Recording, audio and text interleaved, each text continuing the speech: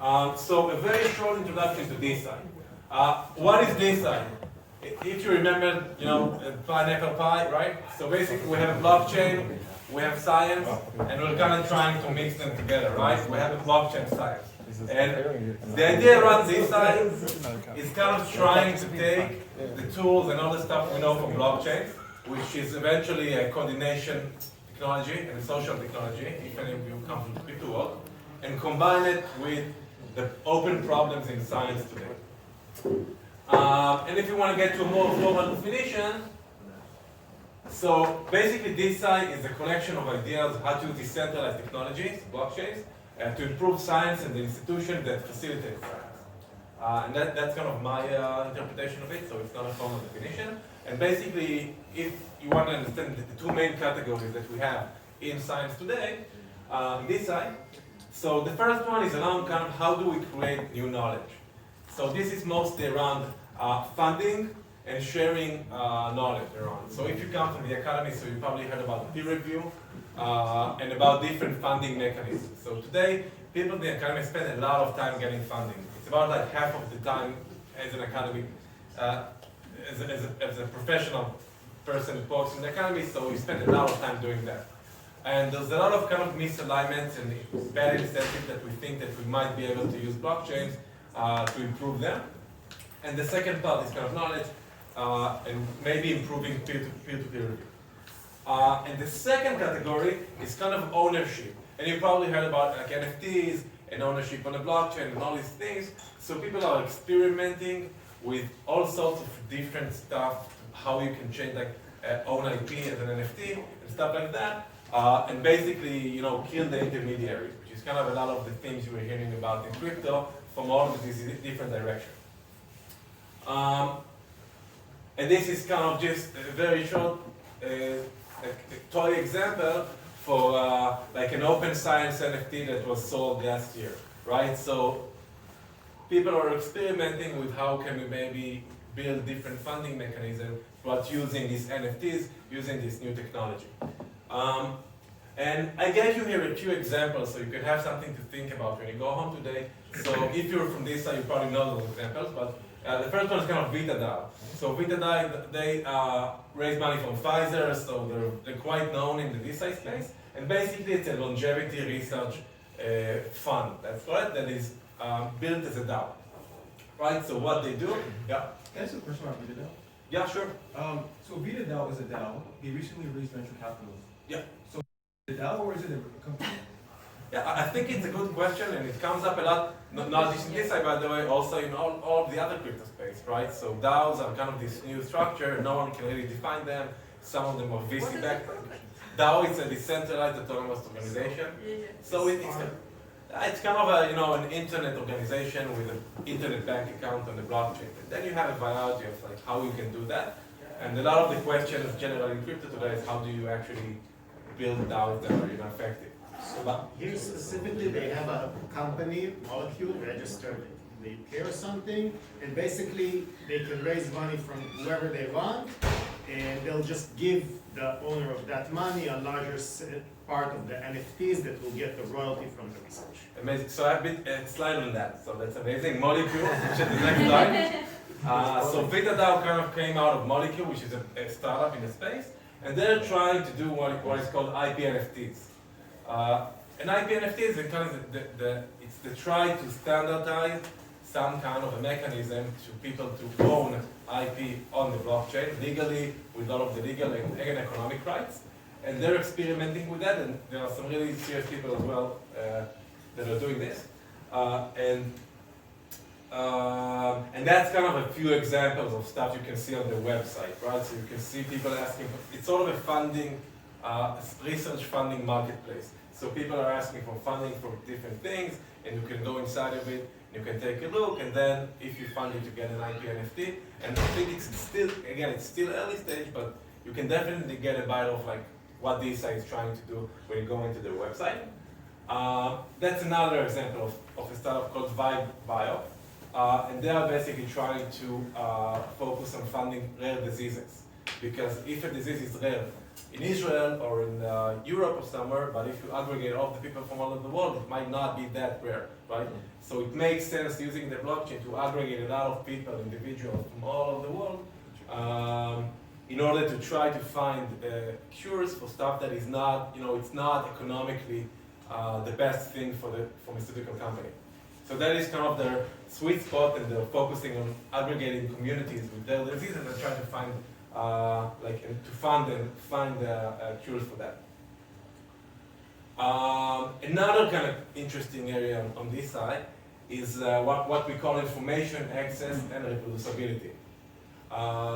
So reproducibility is basically one of the biggest problems in science. Again, if you're coming from the academy, you know it. So a lot of the work being done in the academy is kind of very hard to reproduce, meaning take the exact same experiment that someone does, just do it again and get to the same result, right? And another thing that people are trying to do is kind of putting all of the data on the blockchain. So here we see an example from DeSci Labs, which is another startup in DeSci. Basically, they're doing something which they call science objects. So they will take all of the stuff that is related to the research being done, so the PDF, the data, all of the version control and everything. They will put it on some kind of permanent storage like IPFS, on the blockchain. And then they connect everything to everything. So here you can see kind of a graph. And basically, if you click on it, so you get to the raw data, right? And you can have this traceability of all of the data that has to do with a specific research on the blockchain, right? And the blockchain is kind of open, it's transparent, it's immutable. So the idea here is kind of taking all of the stuff that they're doing in science and putting it on the blockchain and connecting everything. So like the Internet of Science picture. And there are other examples as well. So using blockchains for verifiable credentials and contribution graphs. So a lot of the economy is kind of, contribution graphs, a lot of it is citations. I cite this guy, he cites me, and then that's how you measure people in the economy. So trying to put that on chain, like on the blockchain, and building something which is more open and scalable than how it's done today. In what sense? Like, what needs to be changed?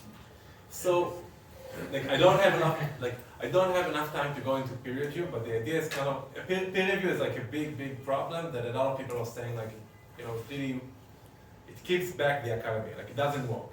Like most of the smart people in the economy said peer review doesn't work, and the idea is kind of bringing peer review on chain, like changing the structure of peer review. And I can't tell you that I know for exactly how they intended to build that, but again, you'll see we have a map in a second. And then you'll see that all these different startups, so you can know that that's what they're trying to do. They're trying to change peer review by putting it on chain. Yeah. And this is kind of, and I'm going to finish in 1 minute, but this is kind of a landscape of the DeSci startups today. It's pretty up to date. It's from a few months ago. And there's all sorts of titles here, but basically it's a lot about funding. It's a lot about biotech, data storage, and all sorts of stuff. But we're also going to publish it on the DeSci TLV Twitter account. So if you want, you can have it over there. And that's it. So where I'm going with this? So the DeSci movement is kind of a new movement. I think it's only a few years old, but it's gaining a lot of traction. So this map 2 years ago was like zero. You had 3 startups. So a lot of people are getting into this. And this is why we kind of wanted to bring all of you together and see, hey, maybe someone in Israel also wants to get into DeSci. So we want to have a DeSci community in Israel. And this is day one, basically. So you can always say that if in 10 years this is going to be huge, so you can always say, I've been there and then the first day. And if you want to learn more, we're going to also publish a lot of materials and a lot of reading materials and stuff that can get you from 0 to 1 in DeSci. On our Twitter account, so that's DeSci TLV, and we also have a Telegram group, DeSci.TLV. And that's it. And I think I don't want to get into questions because I'm not the main speaker here. I just wanted to get you warmed up. But I think we can start with the first talk, Navesh Idrit from Tribute, about his DeSci journey. So here's to Navesh. Thank you.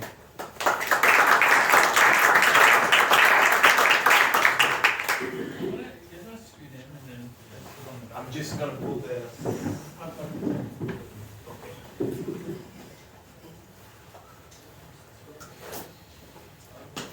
Thank you. So first of all, before I start telling you a story, just to convince you that I'm worth listening to a little bit, maybe. I'm one of the co-founders of a company called Tribute.io. When we first pitched the company, it was a DeSci company. And about a week after we got the money, it stopped being a DeSci company. It became an open science company. Now let's get the difference in a moment. My background is from several companies. I started several companies. I've been in product management and technology and innovation management for over 18 years. And worked for 4 years in the tech transfer space prior to starting this company. My background is in biomedical engineering from Ben Gurion and an MBA from Tel Aviv. So what this talk will be about is open science and DeSci, and those are two separate topics that are actually very, very overlapping, highly overlapping, which is a good thing, because when you start, if you come from the crypto world and you're feel like an attraction or an appeal in the sciences, you'll discover there's a huge community that has been around for almost 2 decades before you guys came in, that has been talking about the same ideas, same concepts, same challenges, and to a very large extent, the issues that bother the open science people are issues that resonate with issues that come from the crypto world, which are distribution, moving the middleman, creating more autonomy, creating more equality, allowing for what in the science world is called the provenance tale, the history of who did what contribution trails they apply in music when you think about royalties and distributing of rights in music. So similar concepts overlap. And my attraction to this field actually started in the open science world. And we started the company. This is what we pitched to the VC. This was actually a slide I showed in I think it was mid-2018. This was the first slide I presented to a VC, and they actually funded us. Not only because of this slide, there were a bunch of other slides afterwards, but they funded us. So we said we're going to create the largest blockchain-based decentralized scientific knowledge marketplace. The idea was there's people that know stuff and there's people that are willing to pay for that. Let's put them together, let's do it on blockchain, because 2018, if you remember, there was the crazy days of ICOs. Yeah. And so we raised money, and then the ICOs crashed, and we realized we don't need the blockchain to do this. So we completely deleted all the slides that spoke about blockchain, and I knew nothing back then about blockchain. I pretty much don't know anything today. But I know a little bit about the open science. And what I'm going to do in this presentation is share with you, the people here who are not from academia, or are from academia and not necessarily know the bigger picture. I'm going to share with you the lessons that we learned in the journey. And I'm going to use the vocabulary or the language that you speak, that you use when you speak about a product, the personas, how they think about their place in the ecosystem of science, and why that is important when you come and try to solve problems, regardless of whether you're doing it from an open science point of view or from a DeSci point of view. It's very important that you understand who are the players, what is driving them, and I'll be very happy to answer questions afterwards, because I'm not going to dive deep here. I'm going to trigger your interest, and if you want, I'm going to stay here to speak with you guys. So let's start with the academic.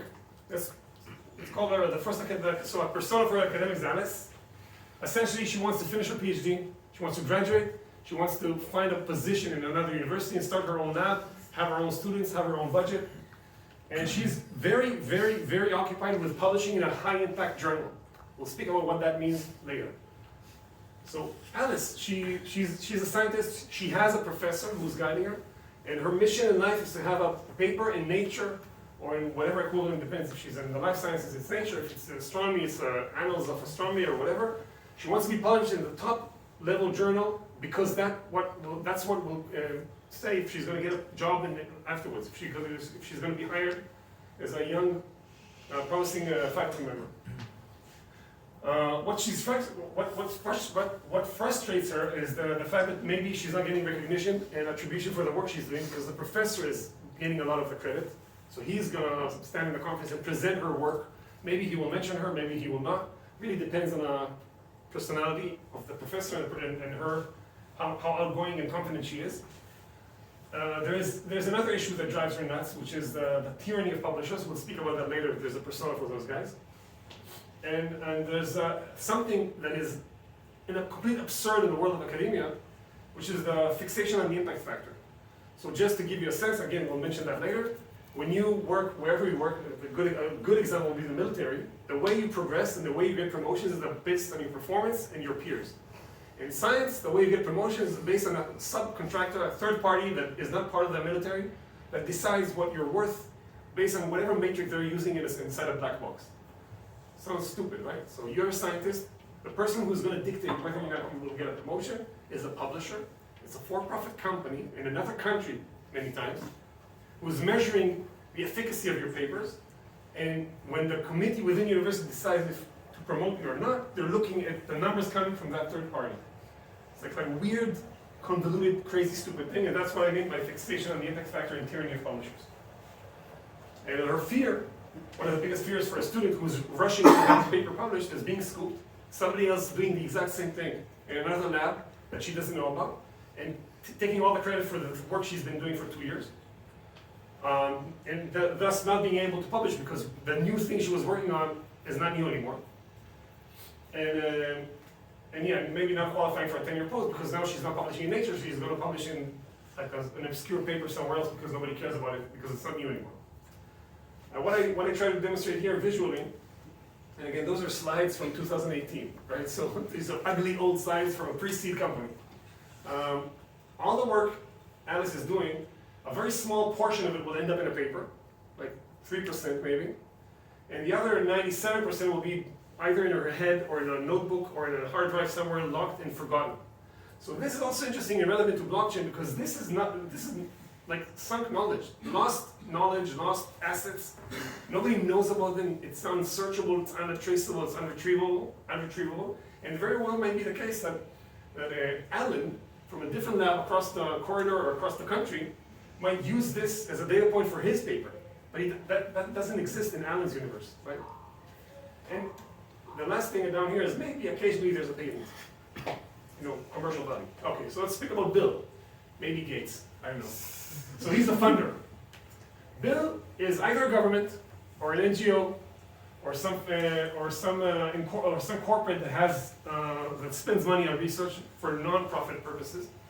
And what they're doing, they're actually funding the research. You mentioned that. You mentioned funding. So this is where the money's coming from. You work in a lab. It's not very different than being a startup entrepreneur. You go to VCs. You want to raise money. Professors in labs, they go to funders and they write submissions and they beg for money essentially. And there's different types of funders. So the governments, the NGOs, typically what they're interested in is having and making sure that the money they have spent creates knowledge that is accessible to the rest of the world. They're very concerned with that. They're also concerned that the science is high quality and has an impact and it's efficient, so the money is not wasted, so it's used effectively. And when you look at corporates, sometimes they're also concerned with making sure that the knowledge created is kept secret, so they have a competitive advantage, and is exclusive. So those are not exactly, those are kind of contradictory, but there's a big overlap in the middle, and you're seeing gradually NGOs, and for example, Bill Gates, and the Wellcome Trust, the Gates Foundation, and there's Mark Zuckerberg also, who came into this field about 5-6 years ago. They're becoming very dominant in pushing the scientific world into the more open, more accessible, and those could be your partners if you try to go DeSci. Because if you solve issues that have to do with accessibility, if you solve issues that have to do with the quality of science, and so on and so forth, they will be your friends, but it's very hard to convince them. Moving forward, Charlie. Charlie is a corporate innovation or R&D officer or CTO or whomever you want. This guy has a lot of money. These guys are spending, in aggregate globally, about $1.8–1.7 billion a year. Sorry, $1.7 trillion a year. That's $1,700 billion a year on R&D. A small portion of that ends up in the university labs. But they're interested in spending money on stuff that will create products, that will create a competitive advantage, that will create returns for them. In some cases, they're doing it for PR, but typically they want to make money. Again, so they're spending money. They want to see deals. They want to see, and whatever's not supporting a product or a deal goes to the garbage. They don't care. They're not going to publish. It goes lost. So again, DeSci, this could be a place where corporates maybe find new value for the work that has already been done. So you can imagine a world where where there's some kind of platform of data, experiment results, and if they're collected and captured and measured and made searchable and discoverable and findable, this could be an interesting place because then those are big pockets that might fund this. And if you can make a compelling case for why science on the blockchain will be reused or sold to someone else or somehow create revenues or royalties or somehow some kind of income, all that junk that goes to the garbage on the corporate side maybe could become some kind of income. So that's another angle you might want to look at. And when you look at the map of the DeScis, I'm promising you they will be touching one of those angles and maybe some other angles I wasn't thinking of. Peter, the scientific publisher. So I mentioned this before. Those guys have captured the market and created, they locked in the entire academic industry, if I may call it an industry, in a way where nobody can get a promotion without being measured on citations, on H-index, or other kinds of indices that are created by the publishers. So when you go to Google and you look at the H-index, Google is trying to recalculate it, but essentially it's the only actual place where you can find the actual H-index or a professor is a place called Web of Science. It's owned by a publisher. Elsevier, in this case. Anyway, those are 5 huge publishers. They control like 90% of the market. The absurd is they don't do publishing. Because when you write up a paper, the scientist writes the paper, he sends it to the publisher sends it to another scientist who reviews the paper, doing editing and commenting, so they're not getting paid. So basically everybody's working for free and the publishers is making a lot of money. What is starting to change recently is that because of the influence of the big funders, the big payers, the Bill Gates and his friends, they're being forced to change their business model from a subscription model, which used to be in the past, where libraries would pay tens of thousands of dollars to buy access to the papers written by their own scientists. So now what's happening is the funder and the scientist, they send a check together with the manuscript, and that's called article processing charges, and that is funding the fact that now the paper is out there for free, a little bit like GitHub, if you will. So it's open science, open access. There's different flavors of open access, but the idea is that the paper is now being published and accessible. You don't have to pay to download the PDF. You can actually read it online. More and more of the scientific world is moving to that direction. I think it's about 25–30% today of the science coming out of high-level academia is like this, because the funders are demanding it. So if I'm Bill Gates and I give you $500,000 in funding, you must publish open access. I don't allow you to not, which really shifted everything. So now they're no longer publishers, they're more like data players, and they're doing all sorts of analytics and all sorts of shenanigans to keep their business model. By the way, they're only making more and more money every year, and they're by and large scientists hate them. Yeah. Okay. So why now? Why is it a huge opportunity? Why start DeSci? Why speaking about this today? So let's go on all the things we mentioned. So technology enablers. You don't need me to tell you about blockchain technology is maturing and becoming more secure and more popular. You can give me a lecture on this one. The academic things. The reproducibility crisis is a big issue. There's scientific papers about the scientific publishing and how in many fields it's the worst, I think, in psychology. It's very hard to reproduce the results. So you claim something and somebody else tries to do the same thing and it actually doesn't happen. So this means you need to capture the data more efficiently. This means you need to publish the data together with the paper, not only the results, but also the underlying data, the models, the code.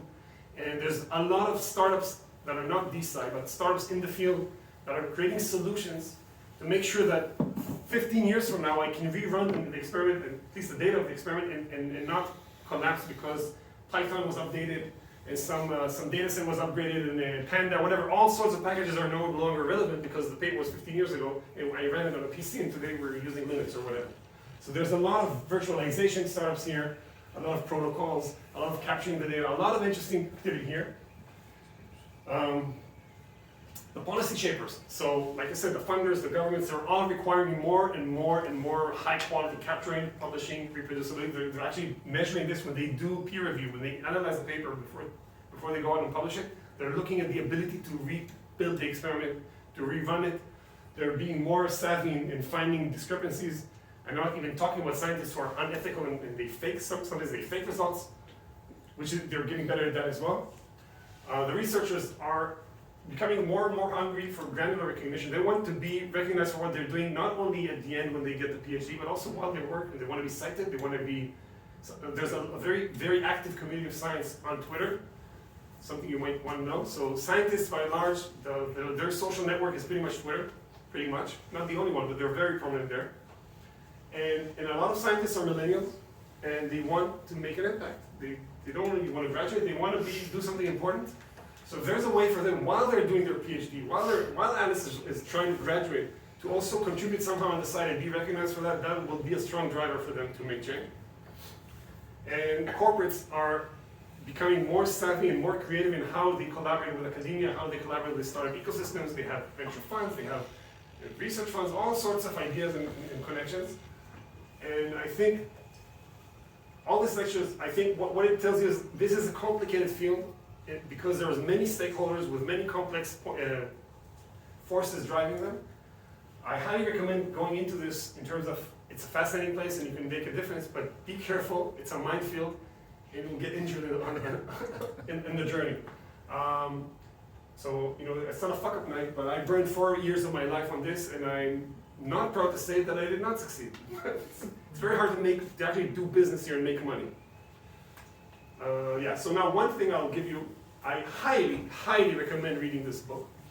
This guy, Michael Nielsen, he wrote this in 2013. He pretty much, it's a cookbook for everybody who wants to go into sciences and doesn't come from the scientific world by himself, or even if you do come, there's deep thought here. It's literally how to almost everything. Highly, highly, highly recommend this book. Probably the best read you can do if you want to go into DeSci. He came from the open science side, but everything here is relevant. Every single thing. He explains the publishing, he explains incentives, he explains collaboration networks, he explains citation graphs. Everything in this book, go deep into this. What was the key takeaway from the book? It's hard and complicated and convoluted, but pretty much I learned a lot about, I think the one thing I took from here is I'll say this. Okay, so in many places where DeSci or distributed work could be relevant, I think science, from all those things like music and literature and journalism, there's many places where you can think of a way to throw distributed whatever on there. Science is the hardest, I think, because there is no standard of anything, right? So biologists, they typically work, I mean, the old generation, they work in R and they use a paper notebook. You go to computer scientists, they do Python and they work in it. So there is no standard in nothing. There is no digital infrastructure that is generic to everybody. Every person has his own full stack. Half of it is analog, maybe more than half. So it's very hard to come in with a digital technology and create enough of an incentive to drive change when the person is only concerned with graduating. It's very, very, very hard to change habits when you're stuck in a lab, barely making money, hungry, want to graduate, and half of your world is analog.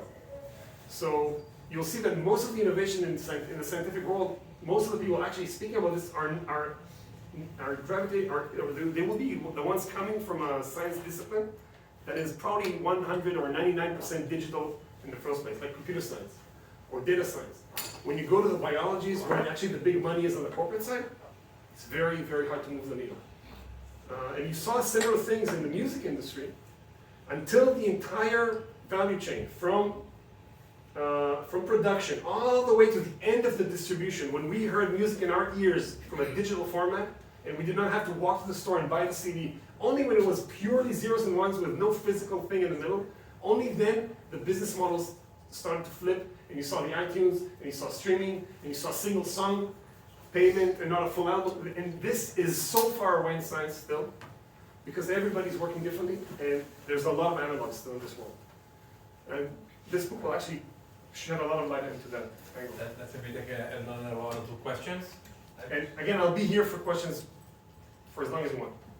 I think it would be a better private question to I heard that academia and universities are putting tremendous amount of pressure on professors for them to get the grants, and it's sort of like a rev share model that they're working with the professors. They're like a very small amount of grants that they actually apply for, and universities get the most of it.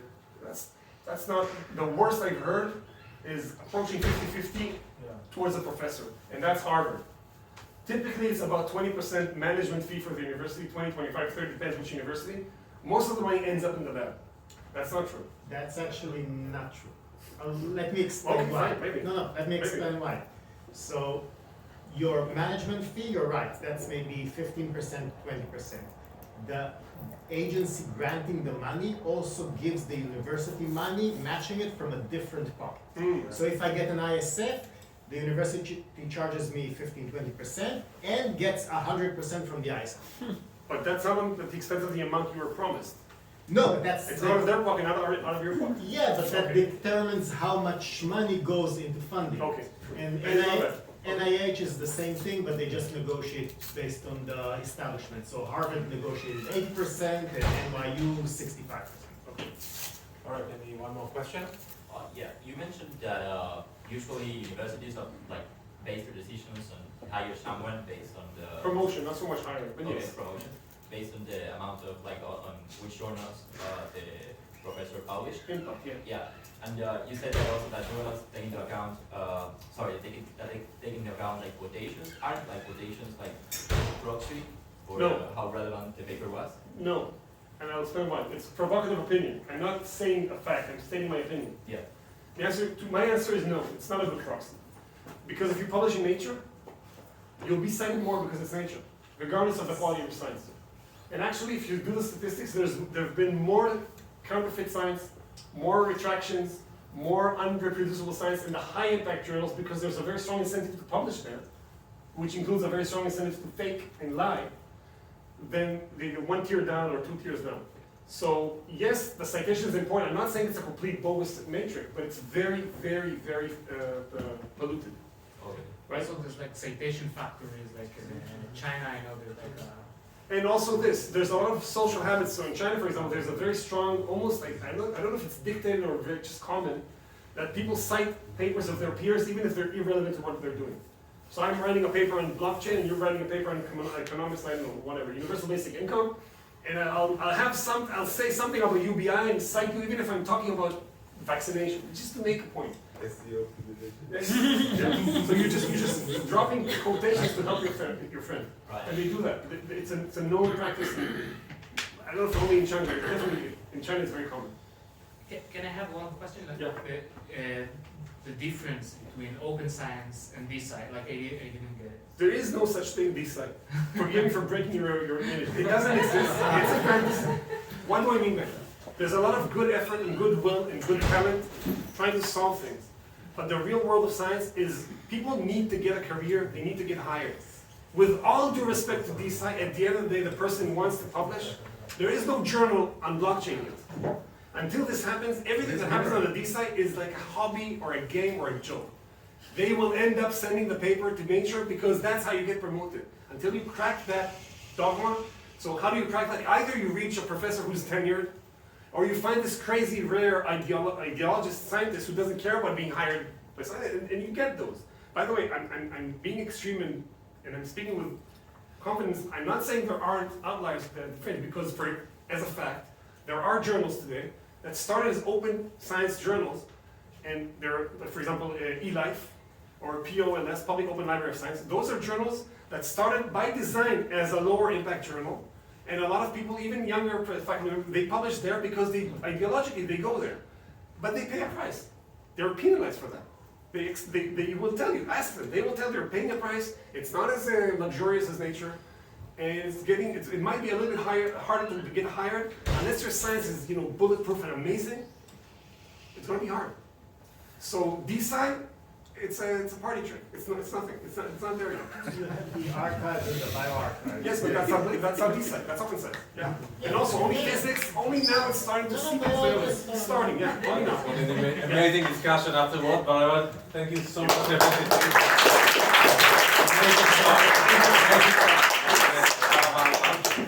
Truly, I really enjoyed this talk, so I hope someone recorded it. And the next talk is by Michael Fisher, who is the founder of DeSci. Welcome you, thank you for coming into the stage. Alright, so.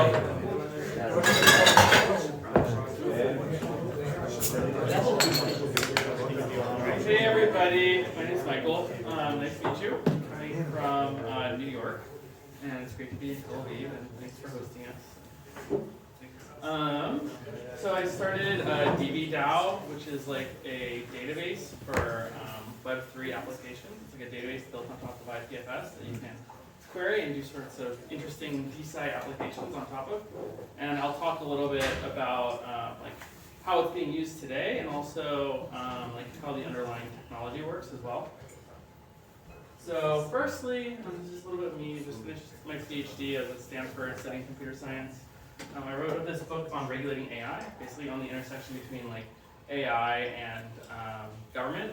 And then I also just finished this other book called Formation, which is like the legal process of founding a company. So how to set up the legal structures, file Form Ds, and this is sort of everything I learned when starting this company. So if you guys are interested in either of those, the QR codes are there and you can get them on Amazon. Okay, so we talked a little about the goals of DeSci. I'll just say my take on what the goals of DeSci is. I don't think DeSci is trying to like revolutionize anything. I think it's trying to like accelerate science in the same way that GitHub accelerated programming.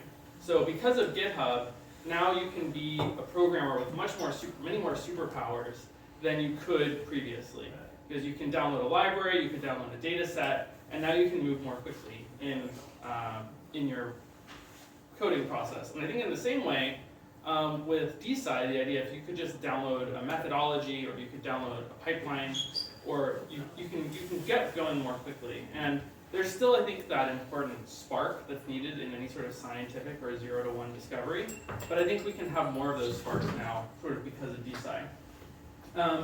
And then I think another important part of DeSci is more open collaboration between scientists that use open protocols and standards. So having a standardized format for doing certain types of research will help with like reproducibility and collaboration.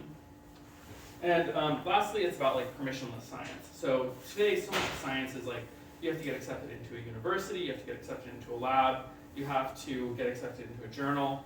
But what's cool about like the web, like crypto economics and Web3 is you don't need anyone's permission to take part. So with a wallet, you can start, you can go to Uniswap, you can go to Lens, and you can permissionlessly, without having to apply for an API, start participating in science. And I think that's kind of like the goal of DeSci. So I'll give a couple examples of how we're being used today.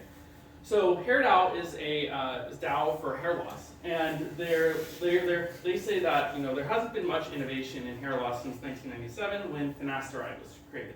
But there's this large community of people that are really interested in trying to solve this problem. In Reddit, they have 120,000 members. 100,000 members. Anyway, it's one of the largest subreddits. So there's all this sort of power out there of people that are willing and actively interested in this topic. And there's not a lot of active research going into it. So their question is like, how can we leverage all this sort of interest in this and all this and create new forms of distributed science and distributed clinical trials to start testing out these different things? So they're testing out this compound or drug called RU58841.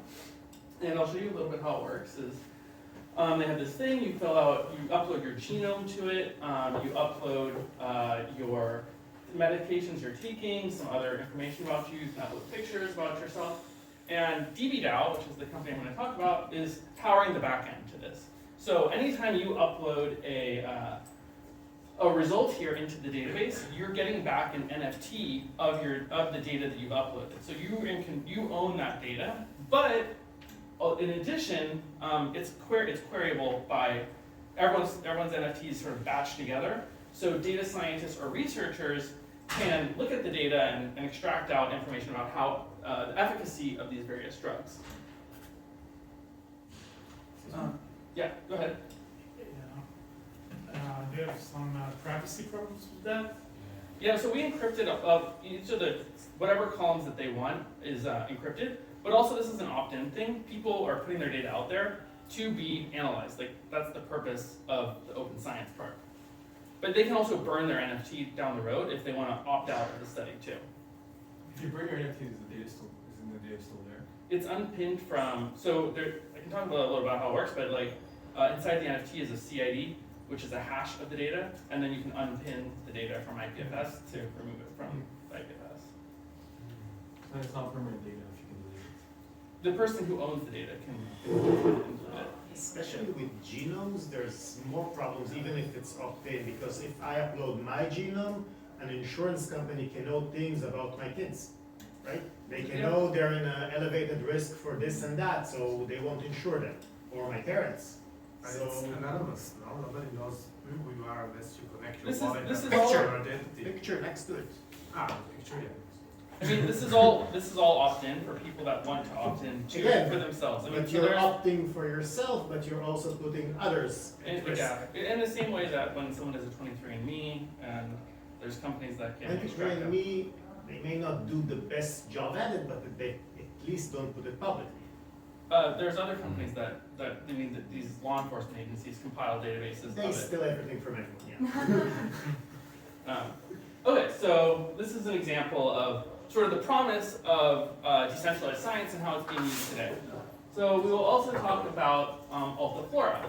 So this is another company that we're helping to provide the NFTs and data for. So Altaflora is like a Web 2 company that came up with this insight around how to do these like distributed clinical trials and transform the experience of doing this like very strict and rigid clinical trial. And they want to create this DAO.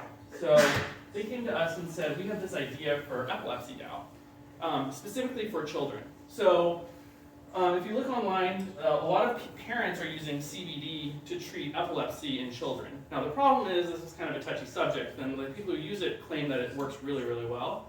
But I don't think the government wants to start giving CBD to kids.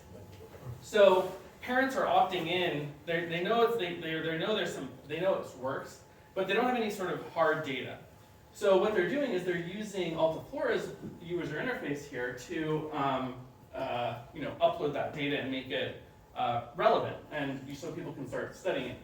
And so again, we're sort of powering the back end to this and allowing people to upload that data and then give the parents control of the data in this form of an NFT. Lastly, we have microclimates. This is like a fun one being done by Shai in the back. And he's very interested in mushrooms and all these different. Shai, do you want to talk about it actually? Everything that grows and everything that comes in a petri dish, this is a platform to get certification where it came from. So, blockchain. Yeah, so he has all these living specimens out there. And the idea is there's many types of microclimates that exist, and there's many different types of specimens that exist, and some of these specimens work better in certain types of microclimates.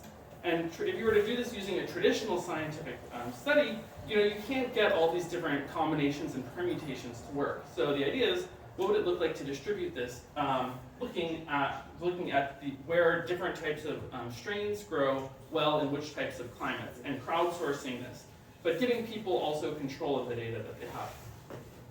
What is biocapital? Is the biocapital Yeah. website? Yeah.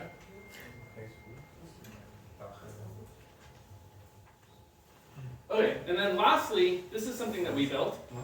This is how to use. This is the last example, and then I'll talk a little bit about, and I'll talk about how the back end works. Is we wanted to say, what would it look like if ChatGPT were the scientist, and what would a research scientist look like in an AI form? So traditionally, the way AI, the scientific process works is you have a research question, and then you generate a hypothesis based on that research question. Over there in the back, you generate a hypothesis around that research question, and then you come up with an experiment, and then you do analysis, and you come up with a conclusion. But all these things are very granular and can be done sort of by AI. So that's the hypothesis. So let's see, and sort of the interesting part about this is like, with AI, you're able to generate this like framework, but there is still need for collecting empirical data from the physical world. So what does this interaction look like? Okay, so the first part is the ideation step, and what this does is looks at we asked the AI to come up with what are the main fields of science. So we have physics, chemistry, biology, earth science, astronomy, and it comes up with all these different things. And then we say, for each of these fields of research, come up with a question that involves a volcano, so baking soda and vinegar. So it comes up with how does the rate of the eruption, for physics it says how does the eruption differ with varying the amounts of baking soda and vinegar. For chemistry it says how does the acidity level of the vinegar affect the relationship between the baking soda and vinegar. So it comes up with a research question for each of these things. And then we ask it to, for each of those subject areas, we ask it to generate a hypothesis based on those research questions that were generated.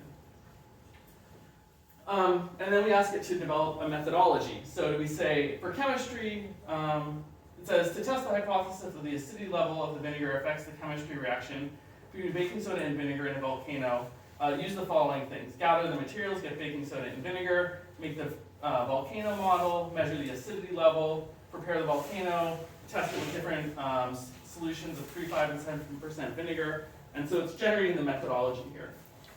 So then it generates a form. We then, this is sort of the structure of DeSci, so it automatically, it takes that, that methodology and generates a JSON object using DeSci to generate this UI form for it to plug into. Then we start to collect the data, so we conduct the experiment here of the baking soda and vinegar.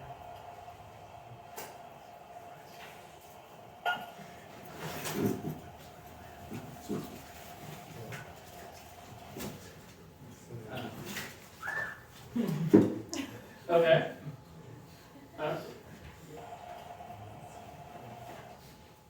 Okay, so then we collect the data, we fill out the form. Basically, so the data point is an NFT here. So the data point of how the volcano did is you can buy on OpenSea because it's an NFT. Here's the JSON object that's stored on IPFS. Here's a reference to that data point on the blockchain, on the Arbitrum. And then we export that data from the volcano experiment. And then we have it write up the research methodology, the research report. And it generates the whole thing. So this is really interesting because the AI was like telling us what to do, and then we were collecting the data and storing that data on chain, which is kind of like another experiment. Yeah. So there's like a well-known problem with ChatGPT where like we're just hallucinating facts. So when you ask it a question it doesn't know, instead of saying I don't know, we'll just like make up a fact. So how would you solve for that with like being so dependent on AI in this thing? Well, I mean, you still have to test out what it said is correct, and the same way you have to test out if like what a researcher said is correct. It doesn't get around the problem. Like people still have to validate the data as being accurate, right? So, okay, so now we want to talk about what we actually did. So those are sort of the motivating use cases here, and now we want to talk about why we need a database for Web3. And so the way it works is, if you're trying to do storage on Web3, you can use S3. But on Web 2, but if you want to do like the Web 3 version, you use IPFS. And for hosting, we have Vercel. For name services, we have DNS and ENS. For the server, you have AWS and smart contracts. But there's no like real database that is like great for like Web 3 native types of applications. And we said like the motivating examples prior. So we wanted to say like, what would a Web 3 database look like? So the idea that you have a database and that you just upload your data and that's the last you see of it is kind of passé. So this is like negatively priced data. But in the future, like when you upload data to a database, you should be able to earn money from that data. So people should be incentivized to put data into that database. So that's one thing, is like change the incentive model around how data collection works. Data permission, so data permanence. So data should have the ability to live forever by default.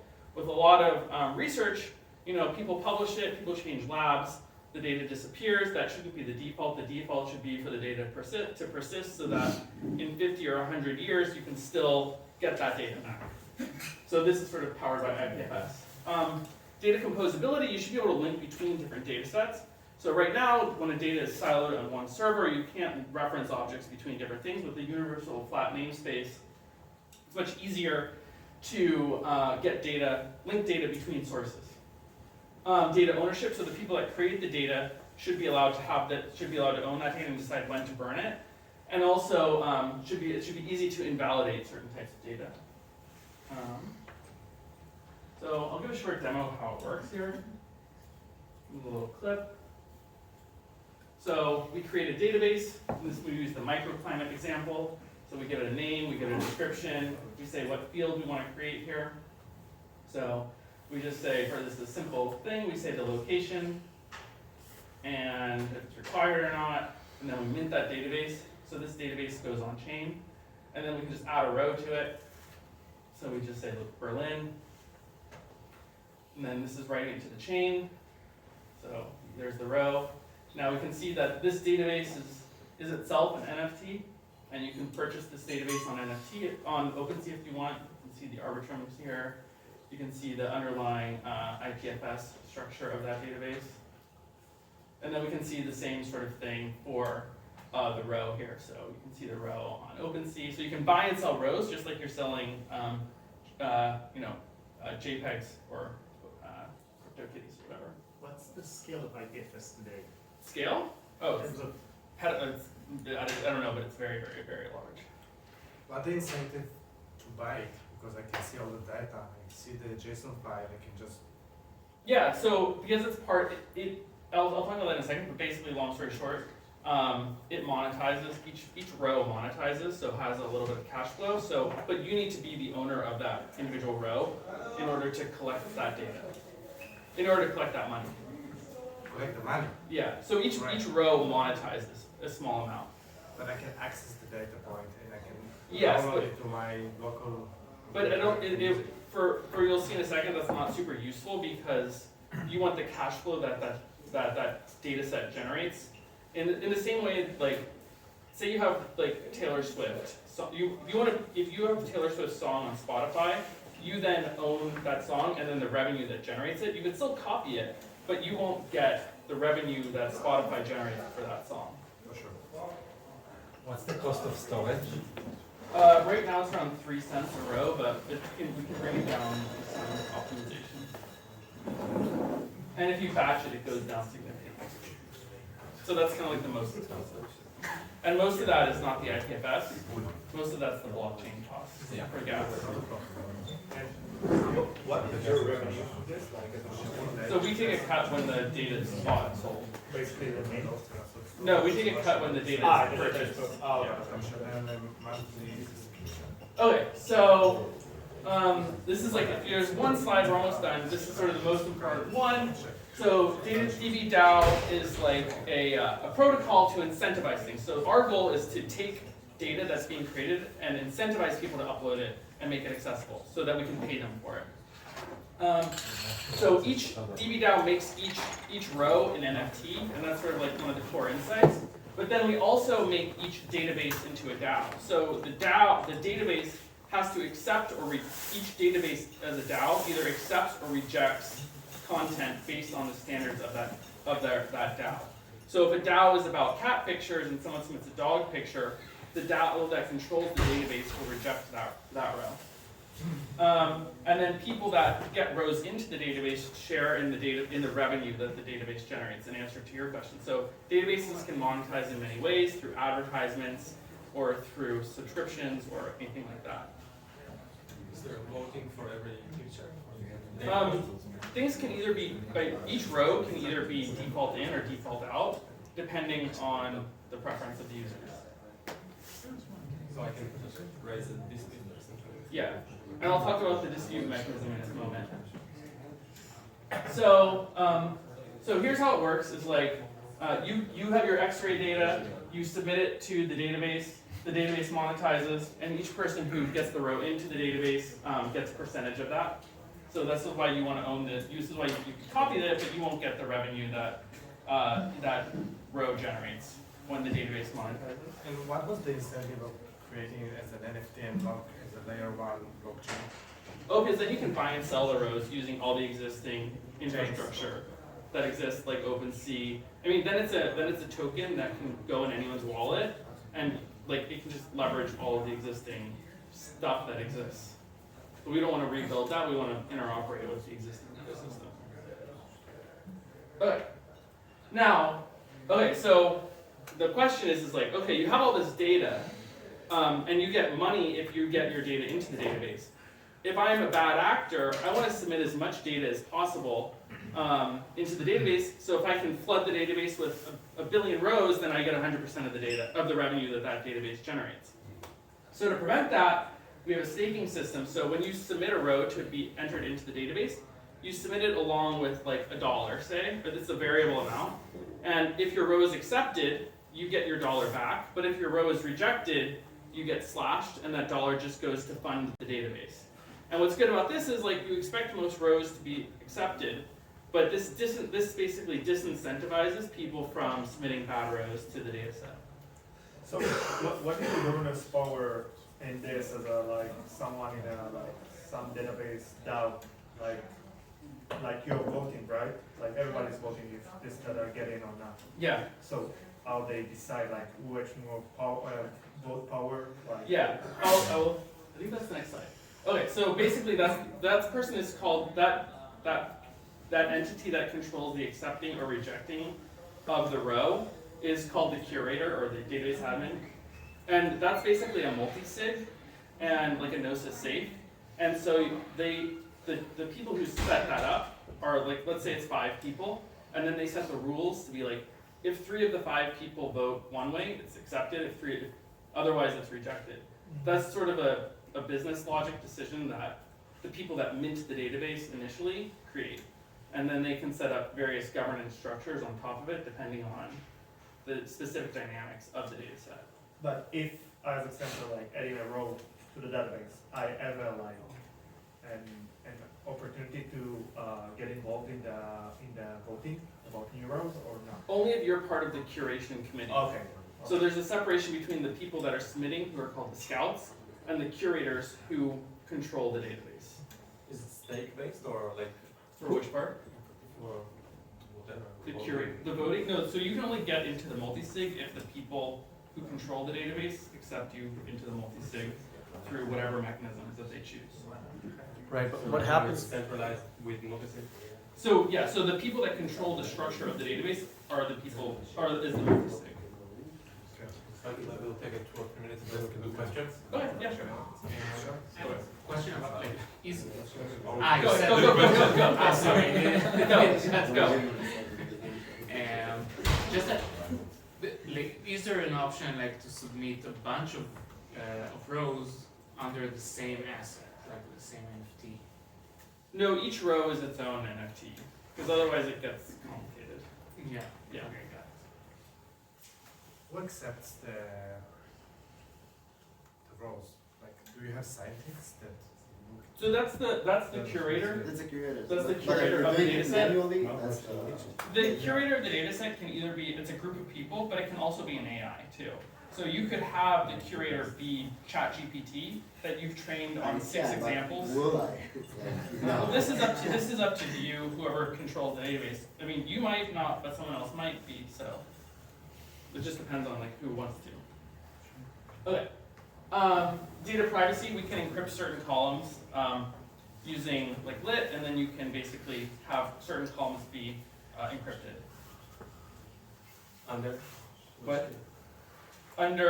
If you're the holder of an NFT, then you can have the ability to decrypt. So then the ability to decrypt becomes if you hold a specific whitelisted NFT. That's actually very technically challenging because if I transfer the NFT to someone else, how do you make sure I lost that ability?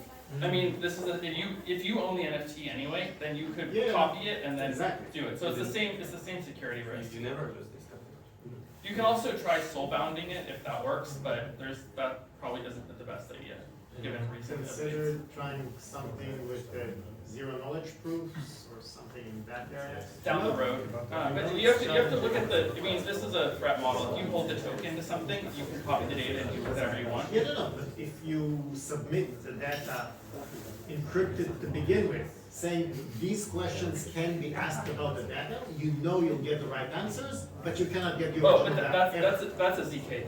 Yeah, Yeah, but that's not. you're not going there. But I mean, we've thought about it. The problem with that is you need to then guarantee the data, which becomes hard. So you could flood the data, database with data, so then doing a query on top of it becomes null anyway. It's a very different use case. I mean, it's an interesting one, but. So the revenue model, for someone who asked, is like the revenue comes in, the network takes like 10%, the people that curate the database take 30%, and then the scouts get the rest of the data, get the rest of the money that's created. I just want to take 2 seconds to talk about some other things. So that's DBDAO. If you guys are ever in New York City, we host DeSci NYC. We get like 50 or 60 people. Here's the information. Guys, shh. If you guys are ever in New York City, you can get the information here. And then we're also hosting a decentralized science fair, which is very cool. So this is basically a science fair on the blockchain, where half of it is about the scientific question that's answered, but the other half is about the scientific process. So if people innovate in the process of science, they get rewarded as well. So we're running that. We're looking for volunteers and sponsors and people that just want to help out. So if you're interested in helping out with the first ever decentralized science fair on the blockchain, come speak with me. When is it? It's a virtual event? It's a virtual event, yeah. When is it? What was it? When is it? It's ongoing. So it's like it's the cadence of where it'll happen every month. And we haven't done the first one yet, but we're just trying to like build excitement around it and get people who are interested to come together. And then here's all the links of, if you want to get in contact, here's my Telegram, DBDAO is our website, here's the science fair, and here's the site. All right, thank you guys.